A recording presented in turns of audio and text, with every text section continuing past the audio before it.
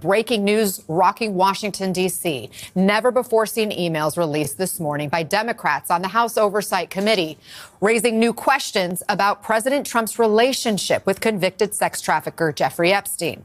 The emails provided to Congress by the Epstein estate show private correspondence between Epstein and his accomplice Ghislaine Maxwell and between Epstein and author Michael Wolff, with multiple references to Trump, all raising more questions about what Trump knew and when.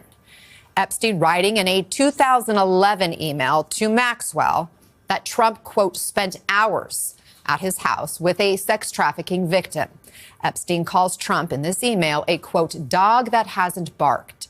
We should note it's not clear what exactly Epstein meant by those comments. Let's bring in MSNBC Justice and Intelligence reporter Ken Dilanian. Ken, take us through what these emails say and their significance. Good morning, Anna. Well, the one you just read is perhaps the most important one because it was written by Jeffrey Epstein in 2011, long before Donald Trump's political career, and he used the phrase, the dog that hasn't barked. That's a phrase from a Sherlock Holmes story suggesting a clue. And he says that the dog that hasn't barked is Trump. Redacted name of a victim, spent hours at my house with him. He's never once been mentioned. And then he uses the phrase police chief, etc. So these emails, essentially what they do is they raise new questions about Donald Trump's longstanding contention that he had no knowledge of Jeffrey Epstein's massive sex trafficking operation. These emails suggest that they don't suggest that Donald Trump was part of it. They suggest, though, that he may have known about it.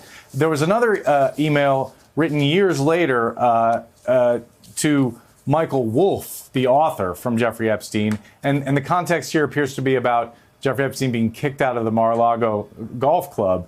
Epstein says, Trump said he asked me to resign. Never a member ever. And then he adds, of course, he knew about the girls as he asked Ghislaine to stop. And then the third email is between Wolff and Epstein, and it's about Wolff telling Epstein that he believes that Trump will be asked in an interview, this is in 2015 as he's running for president, about his relationship with Epstein. And Epstein asked Wolff, if I were able to craft an answer for him, what do you think it should be? Now, that, of course, suggests that Epstein would be in communication with Trump and would be helping him craft an answer to a media question. And then Wolff answers, I think you should let him hang himself. If he says he hasn't been on the plane or to the House, then that gives you a valuable PR and political currency.